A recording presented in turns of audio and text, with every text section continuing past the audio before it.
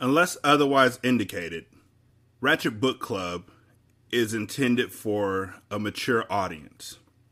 Viewer discretion is greatly advised.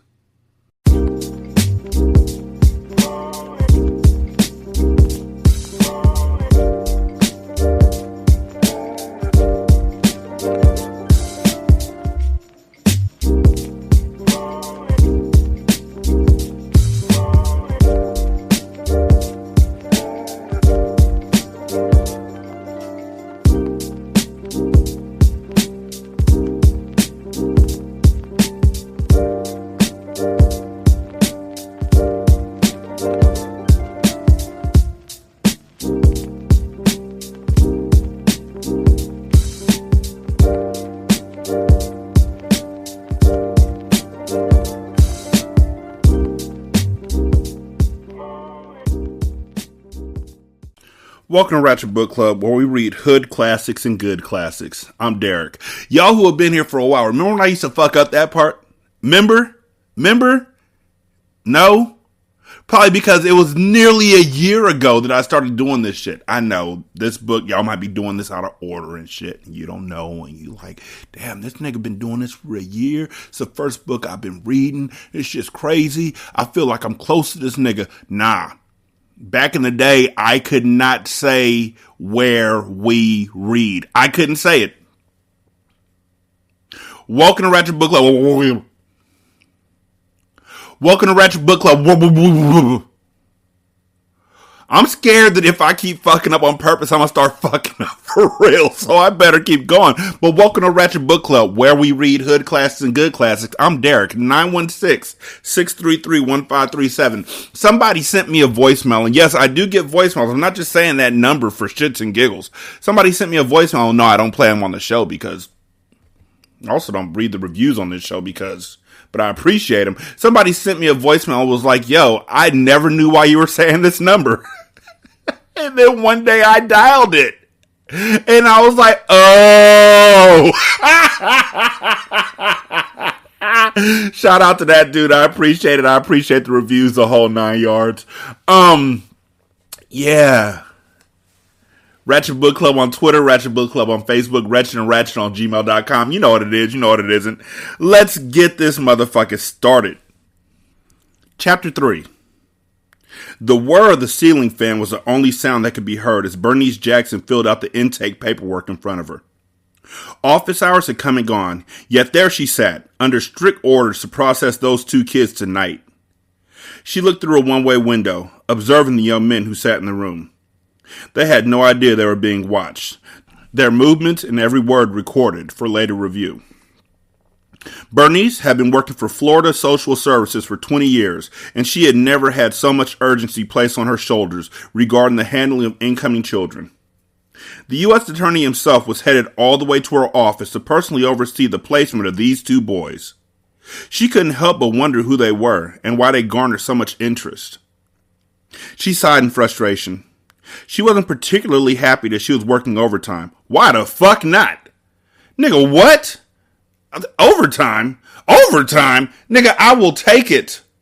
You know how much money you get through? Oh my God.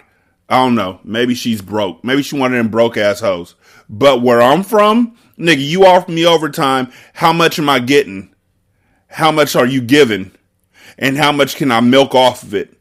Because when they offer me overtime, nigga, I still ain't gonna do shit. But I ain't gonna do shit for a time and a half. And I'm gonna try not to do shit so then I can push it into the weekend so then I can get double time and a half. And let that shit fall on a holiday. Nigga, let it rain. Get mad because there's overtime. Better get the fuck out of my face. I could pay your whole house note off of overtime. I play it right. Why the fuck you think cops be beating up black folks so much? Overtime. Them niggas pull us over, and then they act like they got paperwork. They pull us over right before they shift ends. And then pull us over and be like, yo, I got to take you in, and I got to do paperwork. And then they make the paperwork takes like 5 hours. Overtime, my nigga. That's why you sitting there holding cell for so goddamn long. I don't know. I just made that up, but it sounded accurate as fuck, didn't it? You'd be like, yeah, they did have Debo in there. That shit was crazy. It was quite odd that someone from such a high level was getting involved at all. The sound of the electric doors opening let her know that the man of the hour had finally arrived. She stood from her desk as two suits entered the room. That's them? The entitlement of white privilege entered the room as a prestigious man didn't even bother with the formalities of introductions before getting down to business. Yes, that's Monroe Diamond II and Carter Jones Jr. Carter Jones Jr. Did anybody ever see that cartoon that was like, you blinked and you missed it? James Bond Jr. James Bond Jr. Your face is scum around the world. The best part of it was the intro song. Bond. James Bond Jr. Somebody really came up with that shit. Meanwhile, I come up with ideas every fucking day and can't get a deal for shit. Ages? Monroe is 12 and Carter is 8. If I may ask, sir. You may not, the U.S. attorney said. He turned and looked at the security cameras. Turn those off. Sir, I can lose my job for that. Every second that these kids are here needs to be recorded. I can't just shut it off, Bernice responded. This is above your pay grade. Shut the cameras off, please. Bernice reluctantly followed the instructions. What the hell does he want with these kids? Who are they? She thought. She had immediately assumed they were the sons of drug-addicted parents, perhaps an abusive mother or a deadbeat father. She had seen so many different scenarios of neglect in her line of work, but none of her previous cases had received such high-ranking attention. Where's the paperwork? The U.S. attorney didn't even look at her as he spoke. His eyes remained glued on the window as he watched them intently. She hurriedly retrieved their folders and handed them over. He flipped through the pages, briefly scanning the documents before he turned to her and said, There are one of two things that could happen to you tonight. You can forget what you're about to see, and I'll call in a personal favor to promote you, or you can take the moral road and be fired right now on the spot. The choice is yours. Nigga, you ain't got to say shit twice. Look, so here's what I'm going to do, right? I'm going to turn my head and I'm going to cover my eyes like this is old school hide and go seek, and I'm going to count to 100. All right? And I'm going to plug my thumbs in my ears. So my hand is going to be covering my eyes and my thumb is going to be plugging my ears. And then y'all do whatever the fuck y'all want. Within reason. You know, don't do nothing nasty with them kids. I will fuck you up. But other than that, can I say where I want to be promoted to? Can I say where I want to be promoted to? I want my boss's job. That motherfucker needs to be fired. Can I? Okay. Bernice felt cornered and her stomach sank because she wasn't sure if she wanted to be involved in whatever plot was about to unfold. They're only kids, she whispered.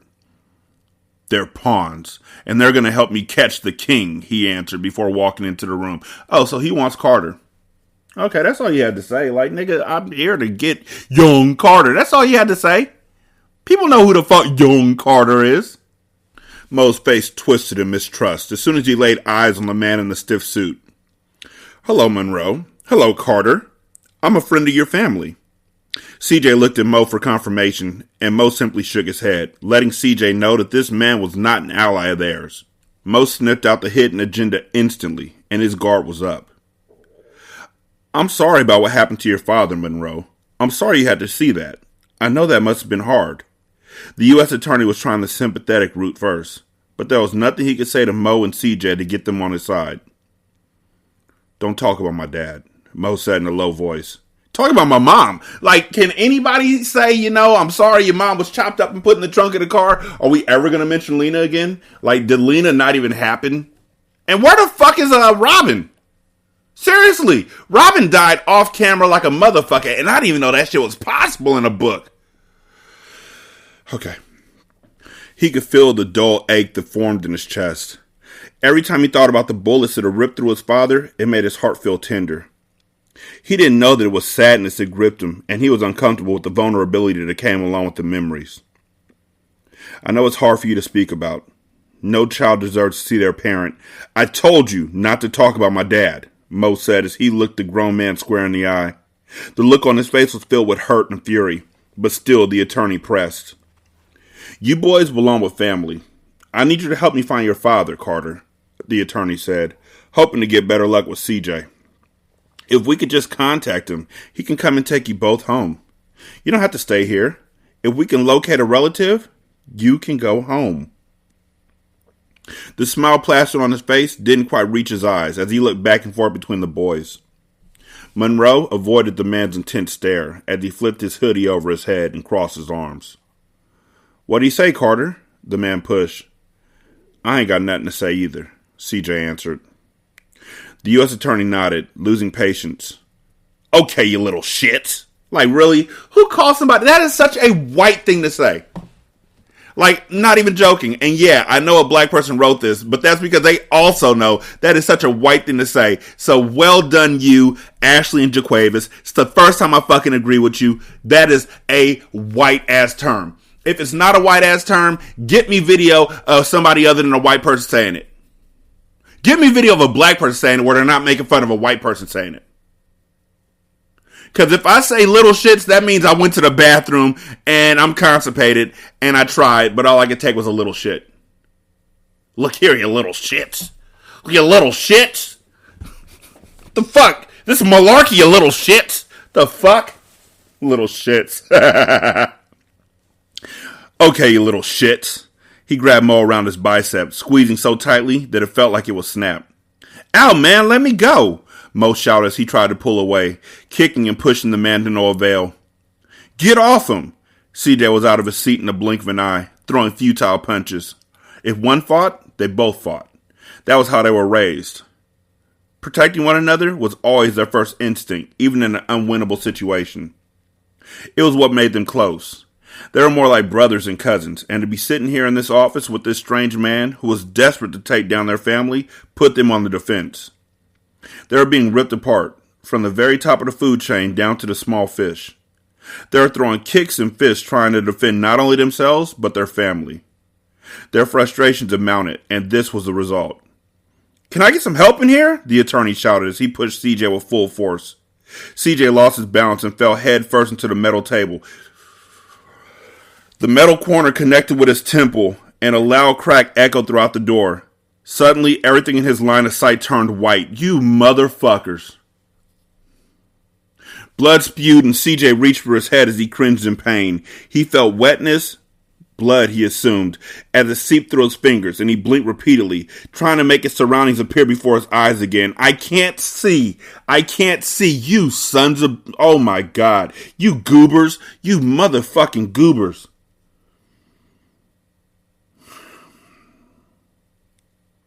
Frantically, the sudden blindness scaring him. It was like someone had shined a light directly in his face. He stumbled, dazed from the blow, as dizziness disoriented him. His heart was racing so fast, adrenaline coursing through him as he struggled to stand to his feet. He was confused, and it felt like bolts of lightning were going off inside of his head. He fell back against the wall. "I can't CJ's speech became incoherent as his body shuddered violently. He was seizing from the impact of the blow. "So what's y'all's rule in these books? Because I'm really just frustrated right now, and I'm damn near, I know.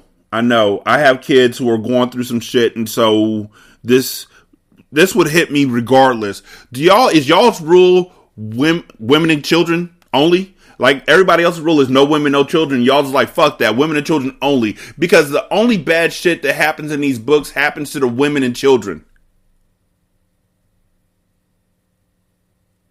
I'm deadly serious. Even when Zaire shot himself in the head because he's a snitch, he didn't die. Y'all got this 8-year-old. Something good better happen in the next fucking paragraph. That's all I'm saying. This shit better be a dream sequence like y'all did in that whole fucking second book. What'd you do to him? What'd you do to my cousin, man? Mo shouted in anger as he struggled against the attorney's grip. Help him! What'd you do? Bernice rushed in and hurried over to CJ. The sight of him convulsing uncontrollably terrified her. Call 911, she screamed urgently as she kneeled over his body. She looked back over her shoulder and noticed the U.S. attorney's hesitation. If you don't want to explain this boy's death, I advise you to pick up the phone and call for help now. Still, he took his time, knowing that an explanation would be required to excuse what had happened. Sir, Bernice insisted, this boy's going to die in here and I'm going to lose my job, she thought. She pulled out her cell phone and dialed for help. They were fighting, and while trying to separate them, he fell and hit his head on the table, the attorney said. You got it? He He stared intently at Bernice, who nodded her head while looking on in fear at CJ. "You're lying! You did this! You pushed him!" Mo shouted defensively. The U.S. attorney bent Mo's arm behind his back, twisting it so far that it felt like it would snap. Bernice watched in horror. She didn't want to lose her job trying to save two boys she didn't know, but the entire situation felt wrong. Mo stretched his arm across the desk and grabbed the first thing he could get his hand on. When his hand wrapped around the pencil, he stabbed backwards, hitting the U.S. attorney directly in the eye. "Ah!" Mo was tackled to the ground with force, and he grimaced as a knee was put in his back. Suddenly, there was chaos in the room as paramedics and police officers entered moments later. "CJ!" Mo could barely breathe. The weight from the grown man holding him down was constricting his lungs from filling with air. He felt the pinch of the metal cuffs as they shackled him before pulling him off the floor. The U.S. attorney was being loaded onto a stretcher as another team of paramedics worked on CJ. "Is he okay?" Mo cried, his heart filled with worry. They were the last two standing, and if something happened to CJ, Mo would be alone and navigate through the world. "You need to worry about yourself right now. You're in a lot of trouble, son," the officer said. Mo craned his neck, struggling to see CJ as the police escorted him out of the room. He could feel it in his soul that this would be the last time he would lay eyes on his family, and the hurt he felt was tremendous. As they stuffed him into the back of the squad car, he felt caged, like an animal that just wanted to roam free. First, they had separated the men from the women in their families, and then they had divided the women from their children. Now they were tearing the children from one another. The government was breaking them down to a point past repair. Things couldn't get any worse, and as the car pulled away, Mo dropped his head as tears of fear fell silently down his cheeks. "Shout, shout, let it all out. I stabbed the DA 'cause he knocked my cousin out. He's blind. He's bleeding out too. He's blind. He had a seizure. I didn't know what to do. I stabbed the DA. I would have stabbed that woman too. They saying dumb lines about breaking up the family and shit, but didn't mention what the dope game had to do with it. What the dope game had to do with it. Shout, let it all out. I need my mom and I've gone without her love, 'cause she's in a trunk, chopped up. That's all I got. I mean, I got more. I'm really fucking talented, but I'm on a time schedule.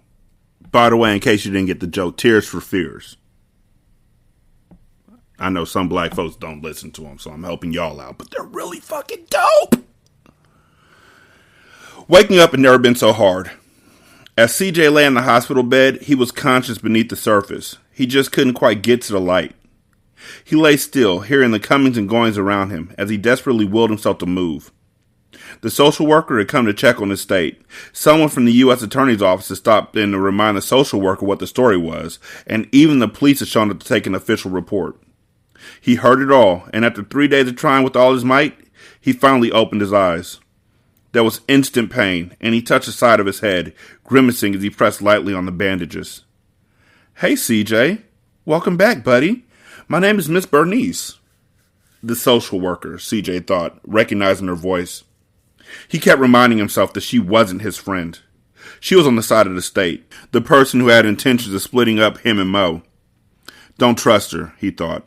Bernice sat in a chair in the corner of the room. He didn't understand her worried expression. She wasn't his family. She didn't know him. Why was she even still there? Where's Mo? It was a genuine question. Is he hurt too? Mo's being sent to juvenile detention, CJ. He's in some trouble. You won't be able to see him for a while, Bernice responded. And what about me? CJ said. Am I going there too? CJ wanted the answer to be yes. They had faced worse than lockup together. As long as he was with his older cousin, he didn't care where he ended up. It was a separation that gave him anxiety. No, CJ, you aren't. You're going home. CJ looked at her in confusion. There was no one home to receive him. Death and destruction had surrounded him. Was this lady playing some type of cruel joke? I don't have a home anymore. Hopefully one day you'll see this new place as your home, Bernice replied. I don't feel comfortable leaving you in the custody of the state. I could lose my job for this, CJ, but I also would not be working in your best interest if I took you back to social services. After seeing how the U.S. attorney behaved, I fear for your safety. Nigga, then tell the cops, tell somebody what he did to CJ. Tell them Mo didn't do it. Mo was defending himself because they literally had a knee in his back and they were trying to kill him. CJ was quiet, partly because he didn't know what to say. Who was this lady? Making him her problem? Why was she taking the responsibility to care for him? Nobody was this nice, and those who were usually had an angle. He couldn't figure out hers, but knew in due time it will reveal itself. To manipulate a child against their parent is unfair. Whatever your family did had nothing to do with you. I'm sorry this all happened to you, Bernice said. The entire situation made CJ uncomfortable. She's just trying to get me to talk about my family. She's the good cop, CJ thought as he remained silent.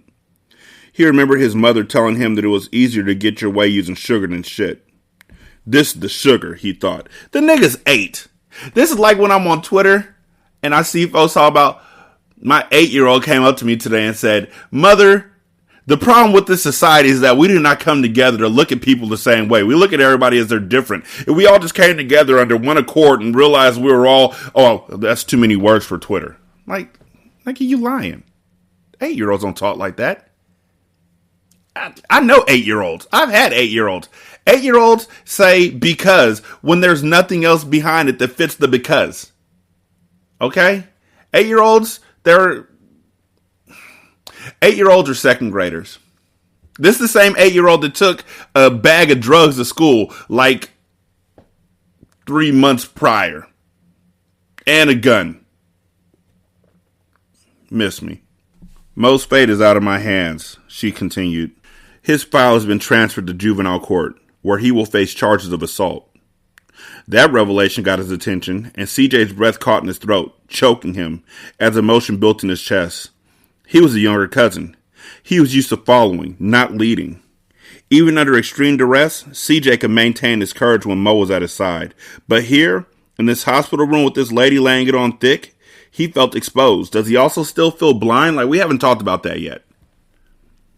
This lady was making the decisions, and he had to obey, despite the warning his gut was telling him that she was leading him to the slaughter. Your future hasn't been written yet, and so I'll do all I can to make sure that the U.S. attorney never gets his hands on you. Once you're discharged, you'll come home with me. This is a good thing. I think you'll be really comfortable there. She'll mark up his file as a runaway. No one would think to question it. In fact, no one would even care. Foster children ran away all the time, and CJ will just be another one lost. He had no family on the outside to come around asking questions. It was just CJ. He was the last one standing, so it was easy to make him slip through the cracks and disappear without anyone taking notice. I'm going to get the doctor, Bernice said as she stood and walked out of the room. CJ laid his head on the pillow, overwhelmed. Even when Baraka had taken him, he had never been so completely isolated. Mo was always there, always reminding him that although they were far away from home, he would always watch his back. He would rather be locked up in juvenile with Mo than live in some stranger's house. Trust was simply not extended to any outsider. Bernice could smile and make promises of security all day, but there was a void behind her eyes. It was as if the sentiments she expressed were shallow, and CJ could see right through her. Normally, when a person was too friendly, it meant they really weren't friendly at all, and CJ was filled with dread as he pondered the rough days to come. Or, normally, when people are nice, it means you're fucking 8. You're 8. Like, you're not a 17-year-old. They treat you differently if you were a 17-year-old who had just got knocked out and got your head bouncing off a desk. But now, no. Chapter 4. Carter and Inari sat next to one another as they rode in a golf cart that was steered by one of the servants from the Emperor's mansion. The property had a full 18-hole golf course, full of nothing but healthy green grass and sand bunkers. They were followed by a few more carts with the rest of the team in them as they traveled to the rear of the property, where there was nothing but woods and bushes. Where are we going? Anari asked. She looked at the forest and then back at Carter. Your guess is as good as mine, he answered nonchalantly as he shrugged his shoulders. Ghost was in the front of all the carts, driving his own as they came to a complete stop just before the green grass ended and the wooded area began. Ghost stepped off his cart, wearing another well-fitted Italian suit. He then waited for everyone to get off the carts and signaled for the servants to head back to the house before he began to address his team. I know what it looks like. Like a bunch of woods, right? Ghost said as he showed his signature smile. He then buttoned his suit jacket and nodded in the direction of the forest. Come on, let me show you what's really going on. Ghost headed towards the woods and eventually onto a dirt trail that led into the abyss of the dark shaded area. Everyone looked at one another, trying to make sense of their walking into the woods, but everyone shrugged their shoulders and followed him into the unknown. Carter was the youngest of the bunch and seemingly the bravest because he was right behind Ghost as their journey began.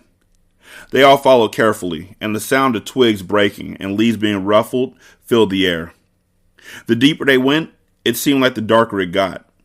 The tall trees and an abundance of leaves seemed to block out the sunlight, only allowing small beams of light to break through the cracks and crevices of Mother Nature. After about 5 minutes of walking and no one saying a word, Brick was the first to talk. Yo, homie, how long we had till we get there? Scuffing up my loafers and shit, he said arrogantly as he shook his head in disappointment. It's just ahead. Up here, Ghost said as he pointed while steadily making his way up the path. Everyone's eyes shot forward, and a huge brick building sat oddly in the middle of the woods. It seemed totally out of place and random. However, they all knew that it was their destination. Yeah, because he just said so. It was unlike any other building they had ever seen. Just a brick building with a steel door entrance. The outside of it was filled with shrubs, trees, and dirt. There was absolutely no landscaping whatsoever, and that was by design. This location was meant to be top secret and off the radar. I feel like, you know what, they've been doing good so far, so I'm not going to doubt them. The intention was to not attract anyone that wasn't involved with the doings going on inside. They finally got to the front door, and it was a 10-foot mass of steel and had no door handles or peepholes. There was just a keypad with a red backlight. Ghost stepped in front of the keypad and commenced typing in a sequence of numbers that seemed to take him forever to do. Finally, the keyboard's backlight turned green and Ghost stepped back and stood with his hands crossed in front of himself. A single beep sounded, and almost instantly the steel doors parted, opening into the world of tomorrow. As soon as they stepped into the cold building, the sounds of their footsteps echoed throughout. They all looked around in confusion, wondering why he had brought them to a big, empty warehouse. I know what you guys are thinking. Why is it so cold? Why is it empty, right? Ghost said slyly as he led the way through the building. He clasped his hands together and turned on the spurs of his heels so he was facing the group. This is where the magic happens. We've gathered the top scientists in the country and invited them to be a part of this creation. After years of trial and error, we have finally created the perfect drug. As I said before, it's a super brain drug that gives you a rush of cocaine, and as it fades, a feeling of euphoria, which helps relaxation and your libido. At its final stage, it works as strong melatonin that puts you to sleep like a baby. This drug totally regulates your life and will give you the most productive day while allowing you to sleep like a baby to do it all over again the next day. This is literally the perfect drug. No other drug can give you all three of these phases with a single pill. Ladies and gentlemen, we have discovered a rare flower that produces this phenomenal substance. It's the slice of the devil's pie without the downfall. The sight of the multi-million-dollar facility was mind-blowing to them all. The frosted glass doors and walls were impeccable. The place looked like a brand new hospital without the patients. It smelled so clean and fresh, and the silence was relaxing. Only the sound of the gushing air conditioning unit hummed throughout the corridor. The bright lights almost strained their eyes. Everything was so bright and transparent. It almost felt as if they had stepped into the future. The immaculate, well-lit labs have 5 rows of tables all filled with test tubes, boiling pots, and other substances they had no idea what they were. Various scientists of Indian descent were scattered throughout the spacious room at the steel tables creating, testing, observing the creation of the drug. Ghost motioned for his scientists to come over, and a male that looked to be in his late 40s came over, wearing a full doctor's robe and a face mask. He approached the team and pulled down his mask, displaying his cleanly shaved face. Hello all. "Hello, Ghost," he said as he nodded at them. "My name is Dr. Ishban. We've been waiting on your arrival for some time now. We're at the final stages of a batch now. Allow me to give you guys a tour and show you what we've been working on. Shall we?" he asked as he began to stroll down the aisles where scientists were working diligently on each side. The entire team watched and listened closely as Dr. Ishban explained the process of turning the leaves into paste, then powder form, and finally into a pill. He led them into the back of the facility, where a large greenhouse was. They entered the all-glass room, and a beautiful row of reddish flowers bloomed and gave the air a sweet smell, like jasmine. The sea of red was an amazing sight. The large flower bloomed widely and had traces of purple near the center, giving it an exotic appearance. They walked and listened closely as Dr. Ishban explained the life cycle of the flower, all the way until its final stage. Carter and Anari walked side by side, both listening very closely while the others asked questions and randomly talked amongst one another. At the end of the tour, they were led into a back room. A projector and screen were at the head of the room, and the seats and tables resembled a college classroom. "Have a seat, everyone," Ghost said as he walked to the front of the room where a podium sat.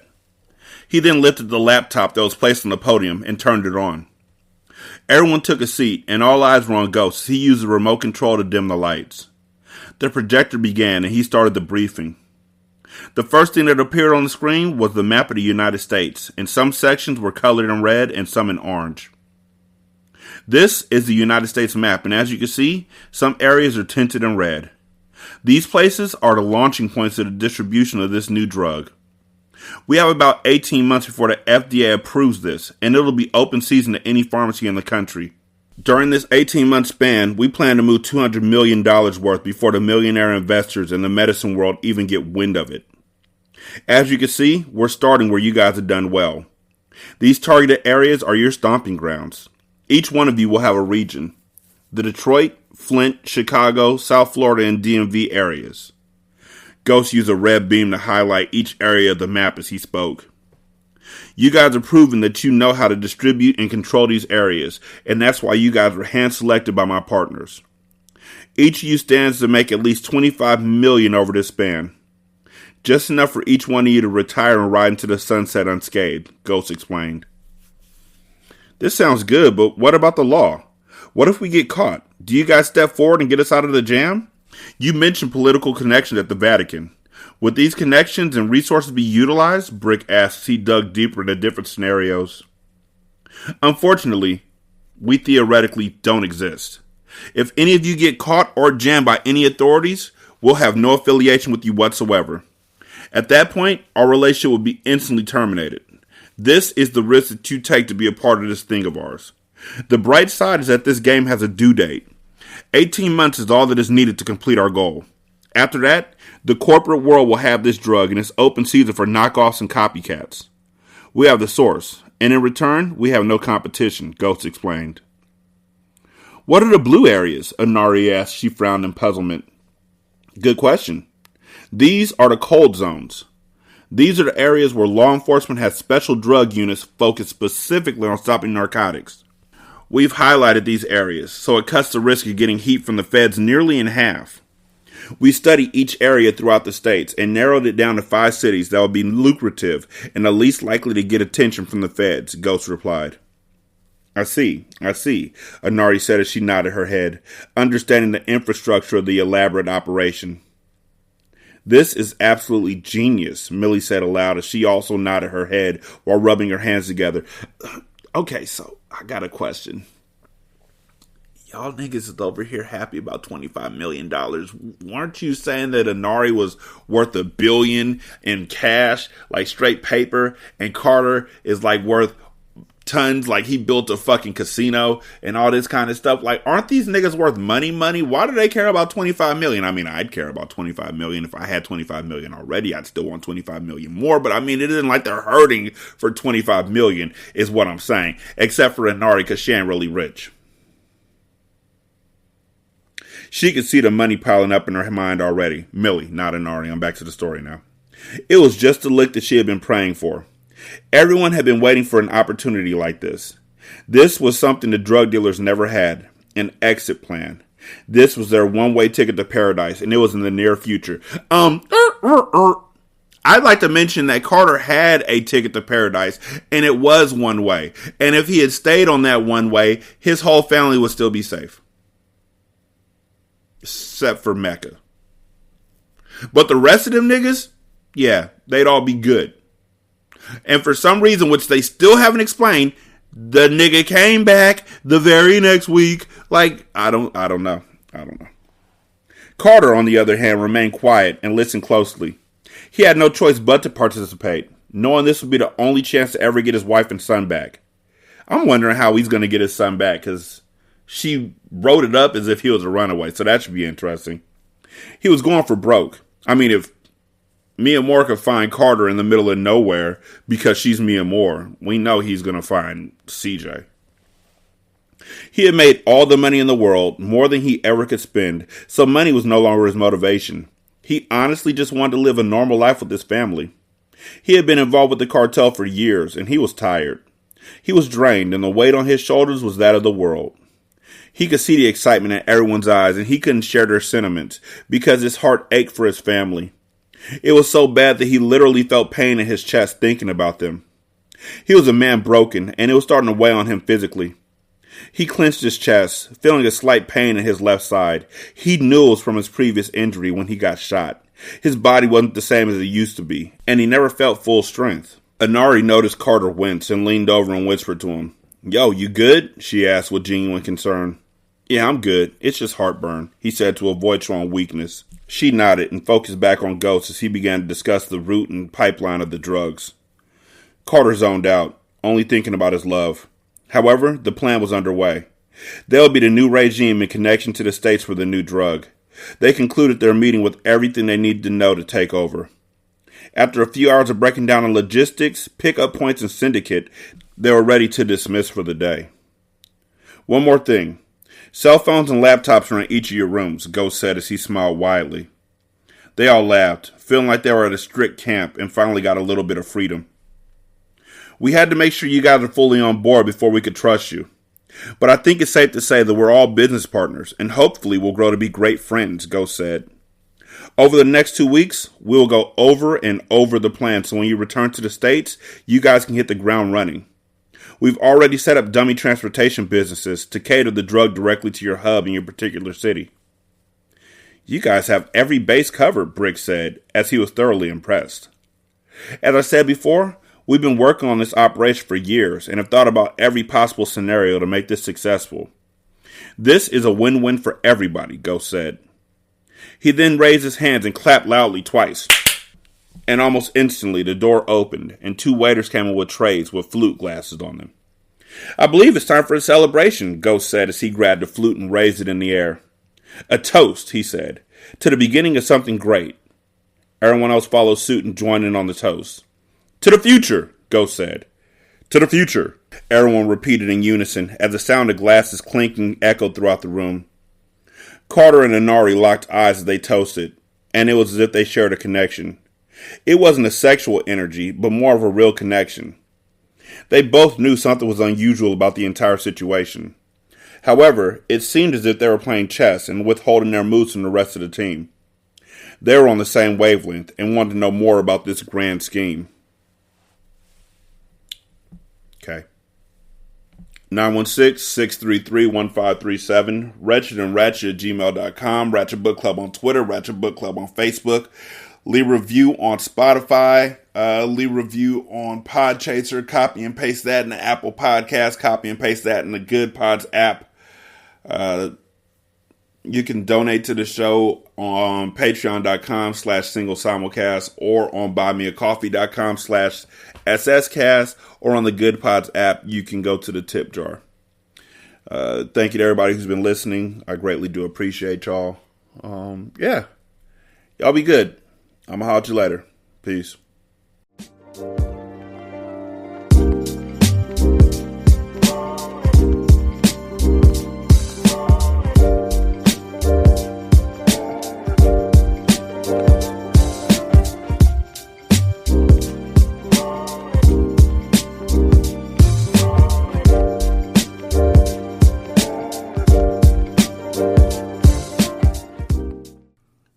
intro and outro to Ratchet Book Club is by That Kid Garan, and it's called Goodbyes. You can email him at tkgbeats94@gmail.com for more information on how to lease this beat. This is Single Simulcast.